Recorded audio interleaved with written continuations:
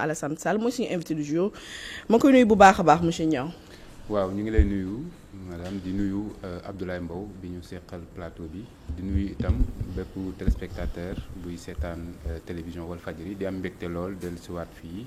fas yéene waxtaan ak yéen ci actualité jërëjëf. alors dinañu waxtaan ci tournée bi nga xam ne jamono ji seen secrétaire général de parti Thierno Alassane Sall mi ngi koy amal mu ngi naan. moom sax ci mbirum Azer tax mu def cette tournée dinañ ci revenir largement waxtaan aussi ci ñaari manifestation yu nar a am maanaam manifestation de l'opposition ak bi nga xam ne waa Pastef dañ ko organiser muy le 8 novembre muy 2 dates décisives donc loolu lépp dinañ ci waxtaan ak monsieur Abdou Khadir Niang suñu chroniqueur du jour comme tous les mardis di Abdoulaye Mbow moo koy nuyu bu baax Abdoulaye. fay naa la soxna Khady di la siyaar di nuyu bu baax Abdou Khadir ak mboolem ñuy suivre ci Walf TV yëpp. alors Abdoulaye Mbow tey moom dafa mel ni Madiambal Diagne fële ca France ca Versailles ses avocats déposé nañu devant la cour d'appel de Versailles li nga xam ne mooy seen mémoire di wax ni sax ñoom cour bi ne dina statuer en délibéré le 25 novembre ci li nga xam ne mooy mandat d'arrêt international bu ñu jox ki nga xam ne mooy Madiambal Diagne. waaw il continue parce que moom defe naa li mu waxoon génn na si te li mu waxoon sax mosu koo gëm parce que c'est rare fois lay wax loo xam ne daanaka si seetlu dina ko gëm. tey jii nii xëy na mébétam mooy mu toog France xëy na su ba am fa sax asile on ne sait pas mais dans tous les cas bi mu naan maa ngi waajal parce que je prépare ma défense defe naa ne défense moom foo ko mën a préparer furul Sénégal dina ma jaaxal. dafa ne woon sa défense et celle de sa famille. voilà fii ñu lay joxe marché fii la ñuy xaatimee contrat bi fii la ñuy génnee xaalis bi fii la ñu ko waroon exécuter et je pense que contre exemple la boo xam ne wéy di si wax sax sonal sa bopp la. on a vu chaque jour je le dis sur tous les plateaux Maodo Malick Mbaye ngi nii il était au Maroc. bi ko justice su dëkkam soxla dafa ñibbisi et pourtant jamono ji il est dans les liens de la détention et malade même. Faudrait-il le rappeler nekk pavillon spécial. ki nga xam ne moo di Karim Wade il avait la nationalité française boo ko neexoon bu ñu ko soxlaa du ñëw Sénégal et pourtant bu ñu ko soxlaa il est venu répondre ba ñu jugé ko ba condamné ko ba exilé ko. donc de ce point de vue là dañuy wax ni moom c'est un fabricant. De bombe yoo xam ne le contenu en réalité ne qu'élucubration loolu moo fi am jiñ na ku nekk nag defe naa sax boole woon na ci leader ñoom Abdou Khader bi bàyyiwul kenn comme nu mu ko waxee rek général bi wax na woo na ma Ndeye Khady Ndiaye ay marché armement tu sais y a des histoires yoo xam ne xam nga jamono yi xam nga boo yàggee lire Tintin maa du tenter au Congo rek. waaw non bi kañ moom tenter au pays des inventions la quoi. très sincèrement léegi nag on attendra de voir justice française lan lay wax. gis nga tey wax na ay ñaari date yoo xam ne gars yi defal nañ ko fact checking génneel ko. ministre de l'intérieur bi muy signé mbiru affaire mandat d'arrêt boobu date bi par rapport ak moom li mu wax. donc je pense que daal.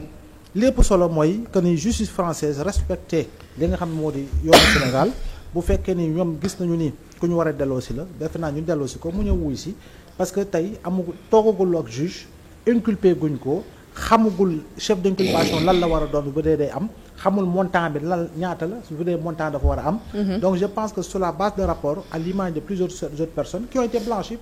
tey dem ba gis nga. ordonnance de non-lieu. loolu dinañ ci revenir largement dans cette ordonnance de non-lieu. donc je pense que fu mu toll nii Mansour Faye mi ngi nii. il a obtenu une liberté provisoire même si fekkee ni am na loo xam ne ñu ngi ko maintenir si wàllu luñ ko. dinañ ci revenir bu dugg foofu noonu moom déjà ci affaire boobu def nga transition bi mooy affaire au fond force Covid-19 bi est-ce qu'on peut dire que la montagne a accouché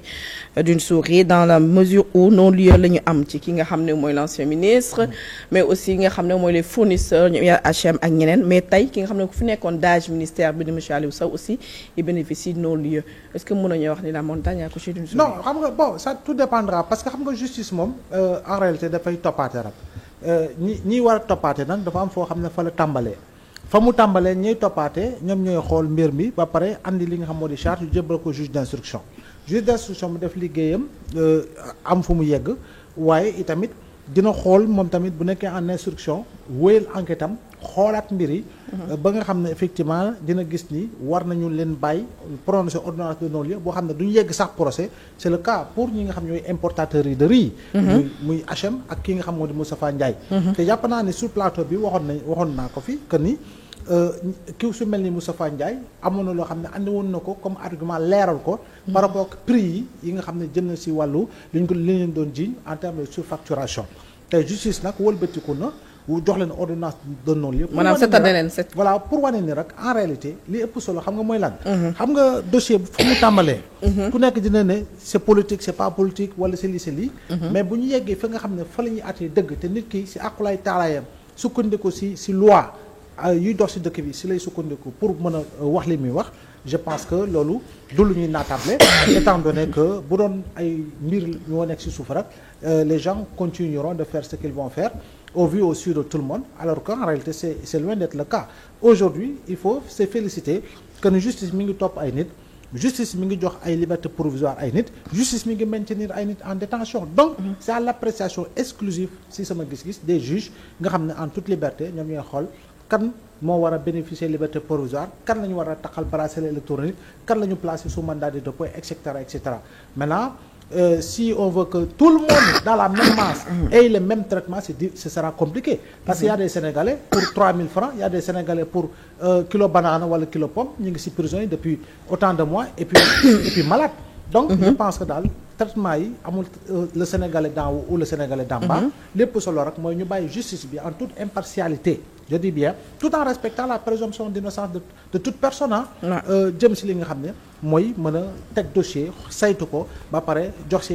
ci loo xam ne mooy seen xalaat ci li nga xam ne ci la ñu war a sukkandiku te muy dëgg boo xam ne en réalité suba kenn du ko mën a naatable. d'accord alors suñu dernier point ci actualité du jour ñu revenir largement ci li nga xamante ne ginnaaw télé bu fi soulevé ci week-end bi mooy la sortie de docteur Abdourahmane Diouf est-ce que mën nga xalaat pour la journée du 8 dinañ ci ñëwaat largement ci la manifestation bu ñu koy aborder le Premier ministre profitera de cette occasion pour éclairer carrément qu'il y a effectivement benn malaise au sein du gouvernement. waaw mais tout dépendra mun na ko parce que nee na avant pendant et après. dina wax ci état dina wax ci politique dina wax ci parti bi donc éventuellement il pourrait éventuellement je dis bien revenir sur ces aspects-là wax ni dëgganteem ak le président Bassirou Diomaye li ci nit yi di rumbalaan daanaka yeggul foofu étant donné que dans un couple dans une famille entre père et mère il peut y avoir des divergences divergence yi nag mi ngi dépendre ci niveau degré bi muy yem léegi nag y a des gens yoo xam ne ñoom seen mébét seen liggéey ils en ont le droit mooy créer les conditions pour qu'il y ait séparation s'il y a séparation ils feront face à Diomaye wa ilaa sax ils peuvent aller dans le sens même jox seen bopp moyen pour mën a fekki Diomaye am na ñoo xam ne mébét boobu lu ñu am na ñoo xam ne aujourd'hui mënoo nekk ci biir gouvernement jamono ji ba pare ne Diomaye lay faral ba pare di xeex Sonko loolu moom dëggantaan xel sax moo ko nanguwul c'est-à-dire que ku farak Sonko fondamentalement da ngay farak Diomaye et vice versa parce que projet bi ñu jaayoon sénégalais mooy Sonko mooy Diomaye mooy Sonko léegi yow bu fekkee ni nag ñoom ñaar gisaguñu ni Diomaye nekkatul Sonko wala Sonko nekkatul Diomaye yow nga juux da nga fëgg buntu ñu ubbil la ba pare nga ne Diomaye rek wala kële taxaw ne Sonko rek là c'est problématique je pense que ànd ak Diomaye mooy fondamentalement ànd ak Sonko si li nga xam moom la ñu jaay Sénégalais yi ba Sénégalais yi Sonko tànn Diomaye ba ñu voteel ko et je pense que ce qui